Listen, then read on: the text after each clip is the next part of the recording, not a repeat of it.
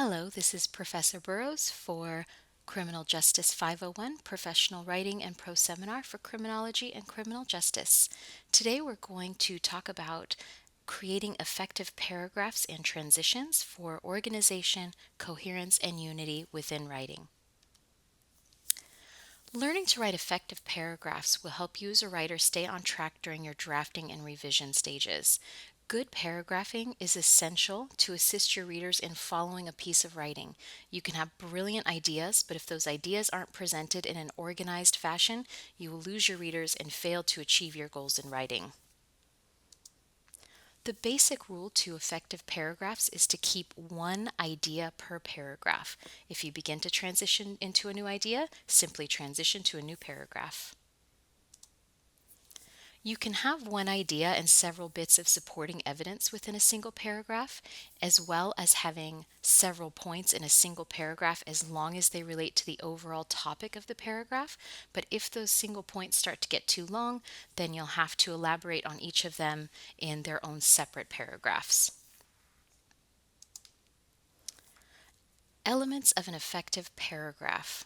To be as effective as possible, a paragraph should contain each of the following: unity, coherence, a topic sentence, adequate development, and relevance to a thesis. As you will see, all of these traits overlap. Using and adapting them to your individual purposes will help you construct effective paragraphs. Unity. The entire paragraph should be focused or unified around one single idea. If it begins with one focus or major point of discussion, it should not end with another or wander within different ideas. Coherence. Coherence is the trait that makes the paragraph easily understandable to a reader.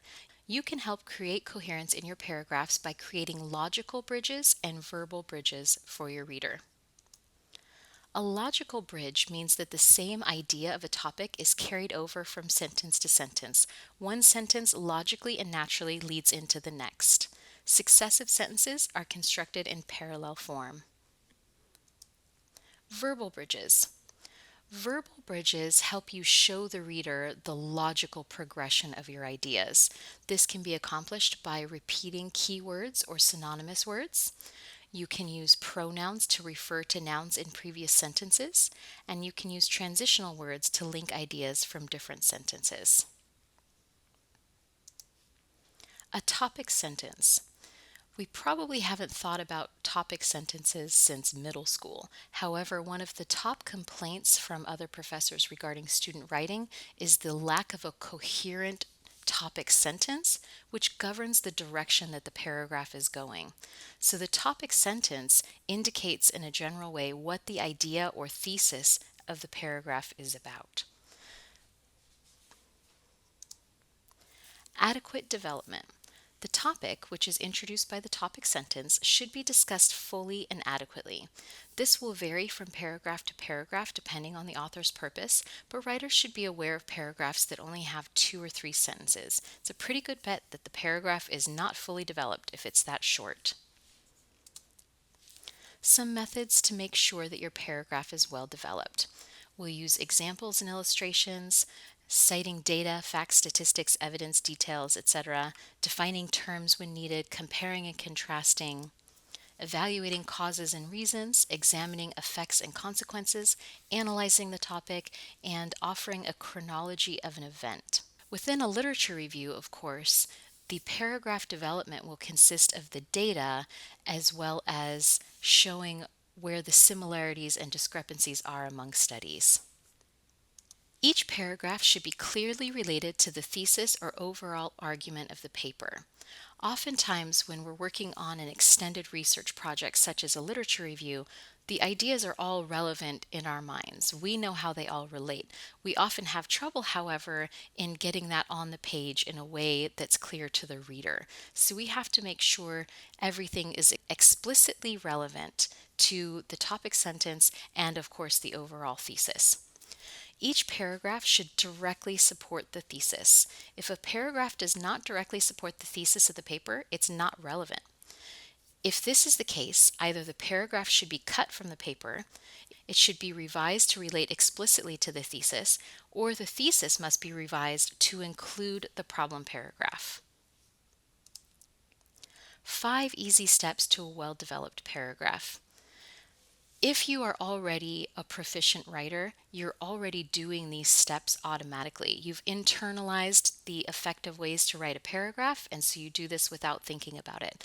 However, if you struggle with writing or you simply have writer's block and you're having trouble at this moment, this is a good way to ensure that you're writing a well-developed paragraph specific to the sciences and the social sciences. It can be a little bit different in a humanities or an English class, but in the sciences and social sciences, we really expect to see this prescription for writing a well-developed paragraph. So step 1, we're always going to transition from the last paragraph into the topic sentence for our new paragraph. So a transition should be the first sentence of a new paragraph, not the final sentence in a previous paragraph. That usually reads as a non sequitur, as something that doesn't quite follow. It's out of context or out of sequence. So we want to ensure that step 1 is a transition into the new topic sentence. Step 2, explain or expand on that topic sentence. Step 3, provide an example to support your topic sentence. This is going to come from your data. Step 4, elaborate, explain, or expand on that example, or in the case of a literature review, provide more data. And then step 5, relate this back to the topic sentence or the thesis as a whole of the paper.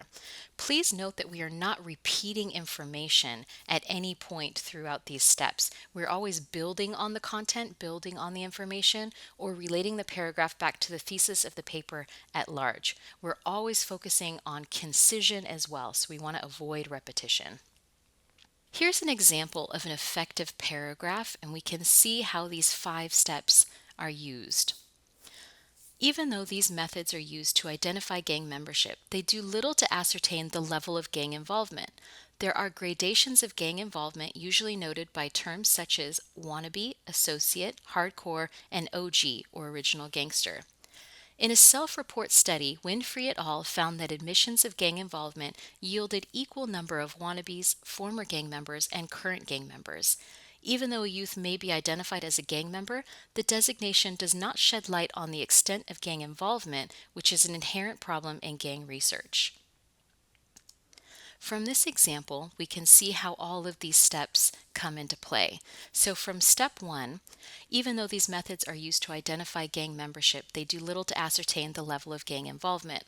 This is the transition into topic sentence step, and you can see from this sentence that the previous paragraph is about methods used to identify gang membership, and the current paragraph will be about difficulties ascertaining the level of gang involvement.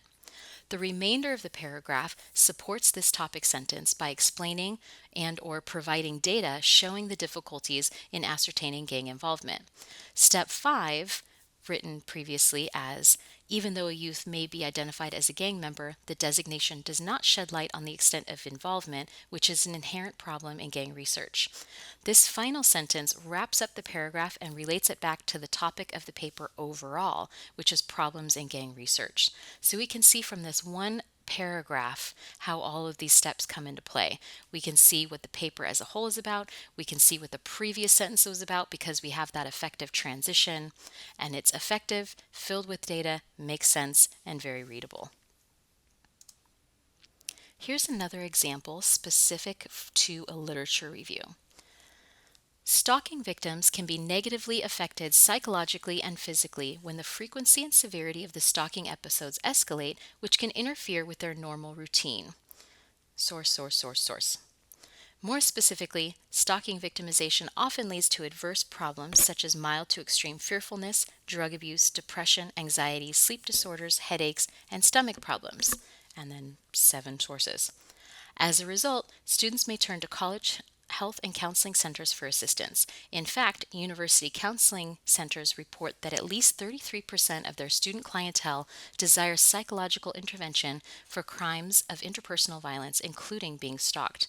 Gallagher, Gill, and Cisco, 2000. Victims are likely to make drastic changes to their lifestyle. For example, they may change their school, job, or city in which they live. Source. Importantly, those who are stalked may not go on to graduate on time, as approximately 20% relocate. Of those, 11% move out of town. Source. Lifestyle changes in conjunction with the psychological and physical repercussions of being stalked may result in students dropping out of college altogether. For these reasons, stalking should be addressed by colleges and universities that are focused on student safety, which in turn impacts retention, progression, and graduation. From this, we can also see the APA structure. When we have multiple sources, as we've discussed before, they're listed alphabetically and they're separated by a semicolon. Again, this is vital in a literature review because this shows the scientific consensus on the topic, or it shows that all of these authors agree, which of course lends it more credence and credibility.